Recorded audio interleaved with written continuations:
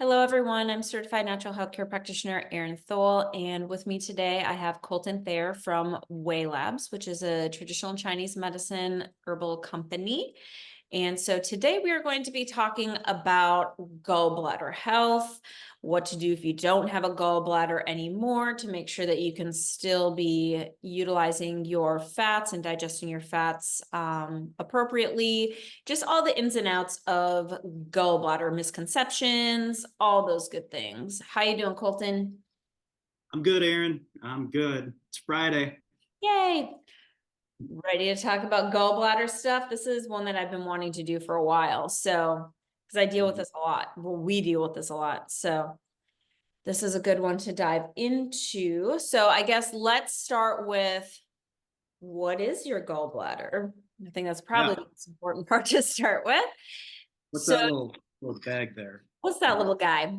So, your gallbladder is located under your right side rib cage, right off of your liver. So, it's like your liver's little helper. It's like this little sac that just kind of sits there. There's bile ducts on the liver and the gallbladder that allow the liver will make bile and then it secretes it into the gallbladder, which is kind of like a little holding tank for that bile, which is used then for emulsification and digestion of your fats. So when you're eating, we need that bile to really help break apart those fats. There's also enzymes like lipase, which is an enzyme that breaks apart fat and is needed to digest those fat soluble nutrients and things of that nature. So the gallbladder is super important. Yes, you can live without it, but once the gallbladder is gone, typically a lot of issues get worse. If you don't have a gallbladder, that doesn't mean that you're doomed or anything like that. There are things that we can do to help support the liver and the bile ducts on the liver and things of that nature, to make sure that you are still able to digest fats and just kind of like rewind the system a little bit, correct some things within the body so that it can function as well as humanly possible without the gallbladder. But it is not a useless organ. It is often thought of. Gallbladder surgeries are one of the most like ridiculous surgeries in the US. They used to go in and actually clean out the gallbladder and remove stones and things like that. But they don't do that anymore. They're like, it's easier just to cut it off. Easier doesn't mean better. So, let's talk about how we can have healthy gallbladders.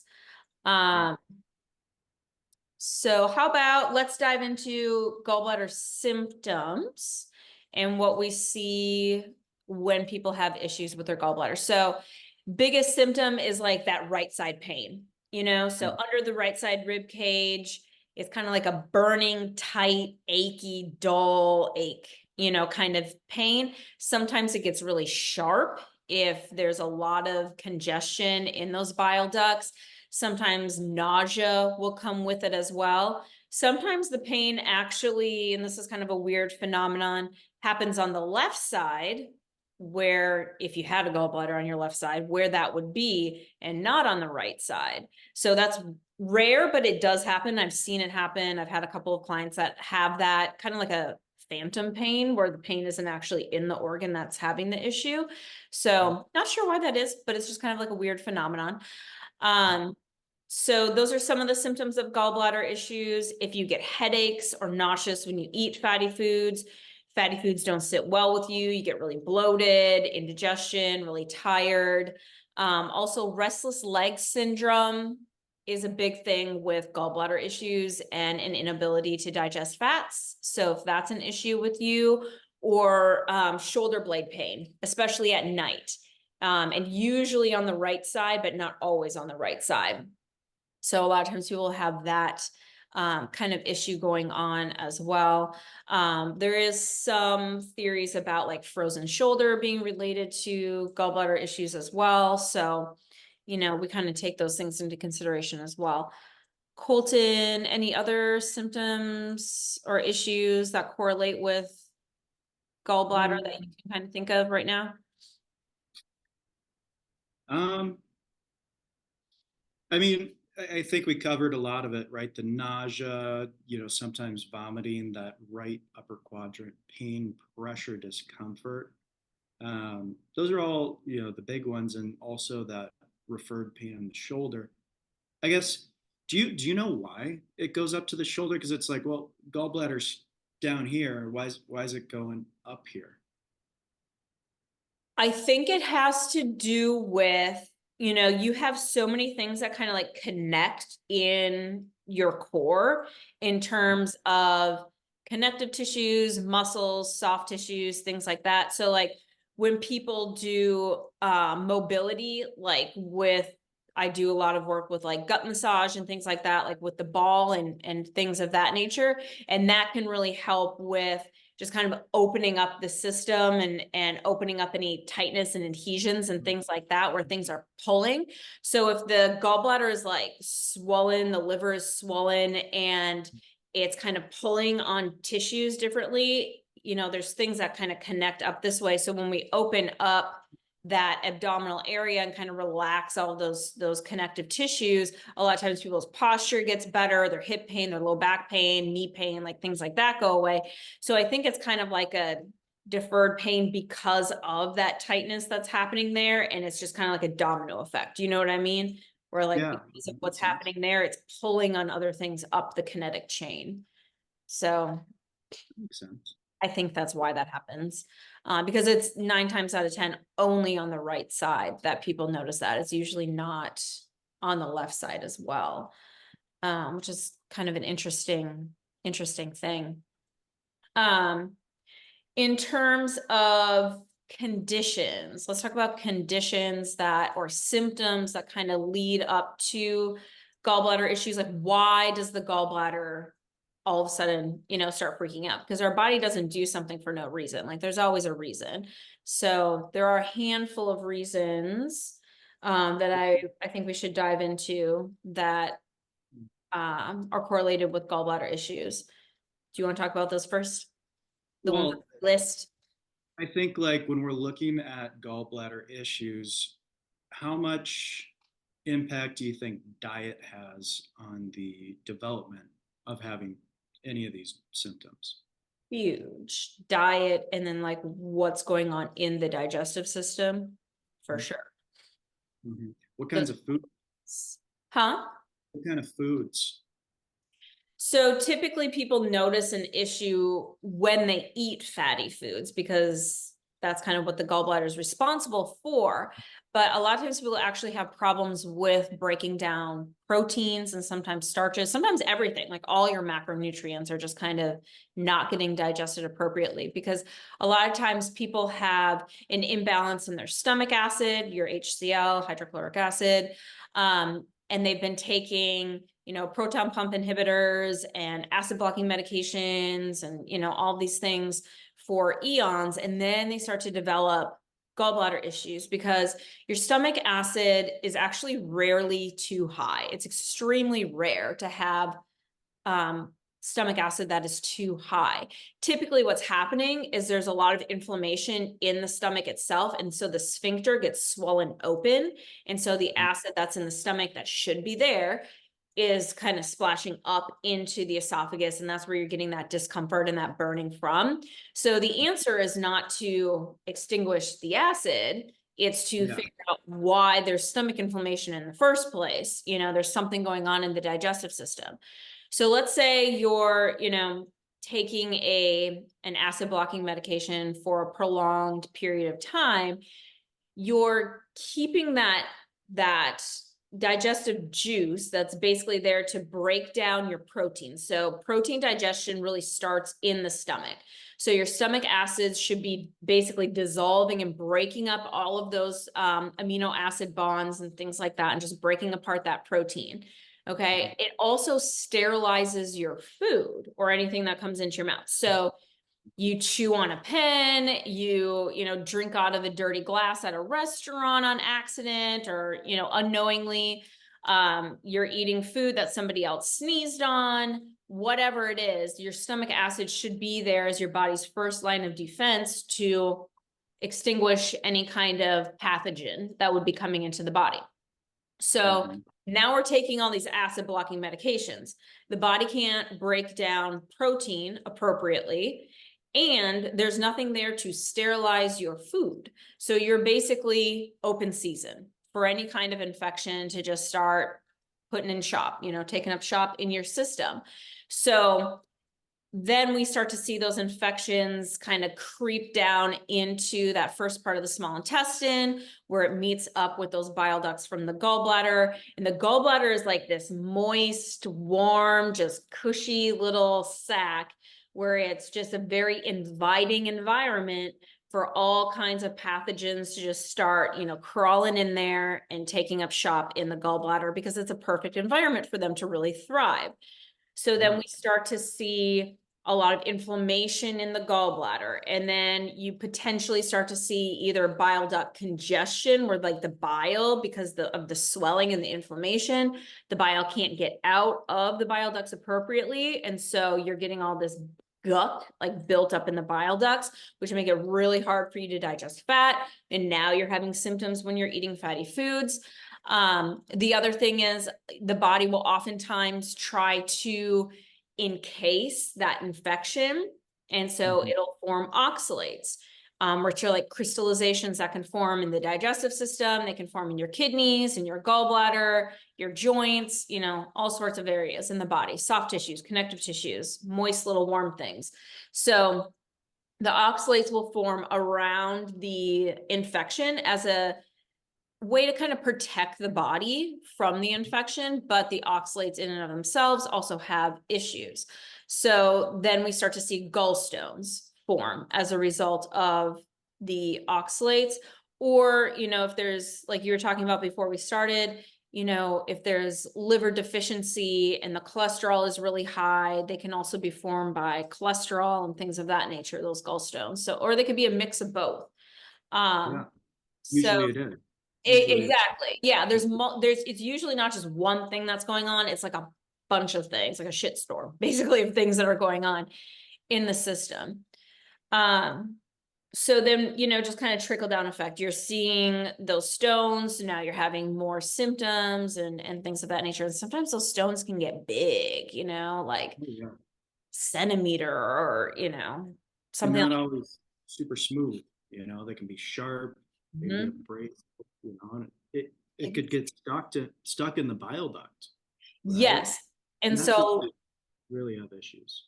exactly, because a lot of people are like, oh, I read about this gallbladder flush online. I'm just going to do that. If you have a huge gallstone in your gallbladder, it ain't going to fit through a bile duct, and you're going to do a gallbladder flush, and you're going to end up in the emergency room having an emergency, gallbladder removal at that point.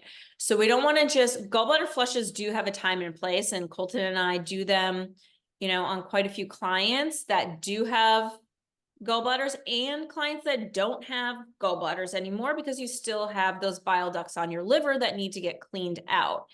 But you don't want to just go in and do a gallbladder flush without knowing what you're working with. So you need to use caution. We need to, basically try to gelatinize those stones before we can flush those things out. So there's a protocol for these things that's very individual. I also wanted to touch on reasons that the gallbladder would start to act up outside of the stomach acid, digestive issues, and things like that. Sometimes it's hormonal issues, specifically around pregnancy and postpartum, with the like extremely drastic like rise and fall of progesterone that can instigate a gallbladder issue. So a lot of women postpartum will start to have gallbladder issues because of those very severe, very sudden, drop of the hat hormonal shifts. So we can still do the same types of things to, save the gallbladder and things like that.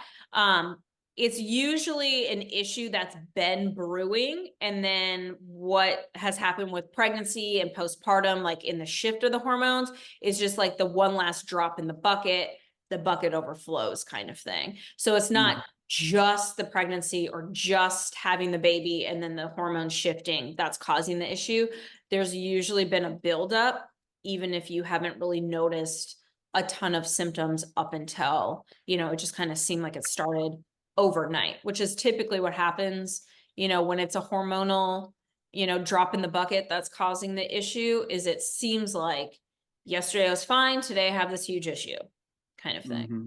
So we can still save the gallbladder. We can still dive into the why with that and get that figured out. Right. So I guess what I'd want to know is like, well, say I had issues that sounded similar to this, right? Like I have the nausea, or maybe I have that pressure or that pain. How do I know like what it is, right? Is it bile sludge? Is it a stone? Is it gallbladder inflammation? How do I find that out? You can go and have an ultrasound done, and that will tell you exactly what's going on in the gallbladder. Now, you kind of have to phrase it like when you go to your GP, you're going to tell them your symptoms, let them know, I think this is my gallbladder. And then you're more than likely going to have to ask for the ultrasound, because sometimes they'll want to just put you on an acid blocking medication if you're not already on one, and see if that fixes the problem. That seems to be kind of like the go-to, the first line of, like, oh, let's try this kind of thing. Which I don't really understand, because it's like, well, if it sounds like a gallbladder issue, then look at the gallbladder and see what's going on there, instead of giving them someone that's going to exacerbate the issue, but that's not my deal. So I would ask for an ultrasound just to like look at the gallbladder and see what's going on, because then we can know, is it just inflammation? Is it stones? If so, how big are the stones? Because having that ultrasound really does help us as practitioners figure out where we should start. Like if there's stones, then we got to break some of that up first before we do anything else. And do some enzyme therapy and things like that. And then there would obviously be like dietary changes, at least for a while, to like help the body calm down, while you're in that predicament. That removal, you get it taken out. A lot of times people feel better, at least for a while. Eating fatty foods is typically never going to be the same, something that you're going to have to watch out for. A lot of times like nuts and seeds are going to be a big time issue. Fried foods, things like that obviously are not going to be a great thing for someone that doesn't have a gallbladder. But you also have to think about your fat soluble nutrients, mainly like your vitamins A, D, E, and K are all fat soluble. What do they do for the body? So they help with hormonal health, immune system function, thyroid function, so when we can't utilize those fat soluble nutrients appropriately, typically what we start to see is your vitamin D levels are always low, and then you're taking a vitamin D supplement and it's still not getting your vitamin D levels up. And, this is a big issue. And it's because your body's still not able to break down that vitamin D, that vitamin K. It's usually, or should be anyway, with a vitamin D supplement, because it's fat soluble and your body can't break down fat. So doing some enzyme therapy. Years ago, the main protocol for, not having a gallbladder was ox bile salts. You don't have a gallbladder, take some ox bile salts, you're good to go, because it helps to emulsify those fats, which is great, but some people don't tolerate ox bile salts well, or after years of using ox bile salts, they just don't work the same anymore, depending on the person. So there's some hiccups, with that. It's not the worst thing, but it's not necessarily the best thing. I do like to use something called phase 2.5, and I'll put a link down below in the notes that is to a webinar on phase 2.5, what it does, how it works, all of that good stuff. Basically, it helps to clean out those bile ducts on the liver and the gallbladder if you have one. It helps you to emulsify your fats and just have that fat digestion work the way that it should. So that's one of my favorite go-tos for people that do have a gallbladder that just don't digest fats well, or are looking to kind of save their gallbladder, or for people that don't have a gallbladder. If you have some major gallbladder issues, you're more than likely going to need to do, at least in the beginning, more than just phase 2.5, which is why we like to use like the protocol with Way Labs for liver and gallbladder health. Like, I love that gallbladder. I think it's just called gallbladder, isn't it? Like, plain, simple, to the point. Yeah, exactly. Can't mess it up. That one is great, and we usually use that one as kind of like a prep to a gallbladder flush, and then during the gallbladder flush as well. Mm-hmm. So that is, I like the gallbladder formula. Does a lot of stuff, but one of the biggest things is it'll help with that inflammation of the gallbladder, help alleviate some of that swelling, some of that pressure, and oftentimes people get relief within a day or two, yeah, which is huge. Just because the pain's gone doesn't mean it's fixed, right? You got to keep that in mind. But it's got a lot of antioxidants in there, endothelial protectants for the gallbladder. But one of the other cool things is it actually helps to promote bile secretion and also improve some of that quality. So I like it. I like it. It's pretty simple. But yeah, we use it with a lot of people. yeah, that's a really good one. And we do use it on people that don't have a gallbladder anymore either. Yeah. Which I think is important to note, because you still have those bile ducts on your liver. Your liver is still secreting bile constantly. And sometimes they'll actually form like this little unusable sac, like this little part that just kind of like sags down, as a kind of like a makeshift gallbladder, I guess, but it's not functioning. Bile's just kind of like pooling into this little sac. And it's not going to be Squeeze. squeezing, it's not going to be contracting, so it's not moving anything out. So that's kind of a problem. So the different products like the phase 2.5 and the gallbladder and things like that can help to just kind of move some of that along out of the system and things like that. So one of the main issues, with not being able to utilize, there's kind of like that trickle down effect, so we talked about the digestive components, hormonal components of gallbladder issues. And then once you have the gallbladder removed, not being able to digest and utilize your fat soluble nutrients, which those nutrients really play into the thyroid health. So a lot of times people will, if they don't already, have a thyroid issue, will develop a thyroid issue after having a gallbladder removed. Not instantaneously. It's not like you have your gallbladder out and then tomorrow you wake up and you're like, oh, I have hypothyroidism. No, it's going to be a progression. It might be a year later. It might be 3 years later. Like, there's no way to really know exactly how long it's going to take, but I see that a lot with gallbladder removal. So that's kind of something you want to take into consideration as well. Because the thyroid is usually like an innocent bystander of other issues that are going on in the body anyway. So if we can get the digestion on point, then oftentimes the thyroid issues will go away on their own. So we don't necessarily need to like supplement and support both long term. So Well, that's good. yeah. So anything else that we want to share with people about gallbladder that you can think of? To support the liver.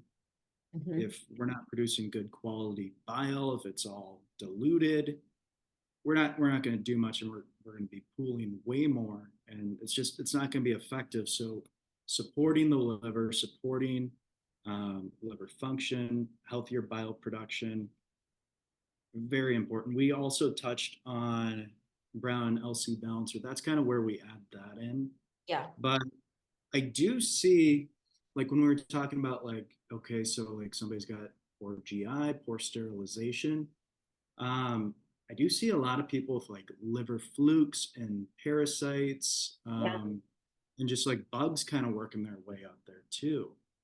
So that's something I want to throw out. Like, not everybody's getting tested for it, but I feel like when we do stool tests, it's sometimes easier to see like if somebody has a liver fluke, Yeah, right? I do like to do the stool test whenever there's anything digestive going on, whether it's gallbladder or any other kind of issue, just so that we can see like what's your good bacteria look like, what does your bad bacteria look like, what do your enzymes look like, do you have infections of any kind, what are your inflammatory markers, all those different things are super, super helpful in knowing like exactly what is going on, so we're not just shooting in the dark.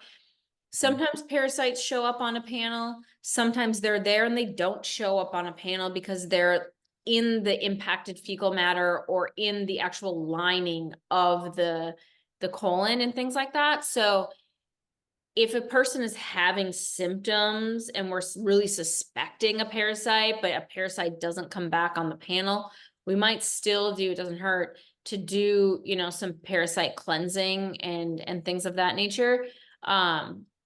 Just to like cover all of our bases and make sure that we're clear, just because it's super, super common, to have those little critters kind of walking around in your system. So yeah, and they could definitely contribute to gallbladder issues, to just digestion issues in general,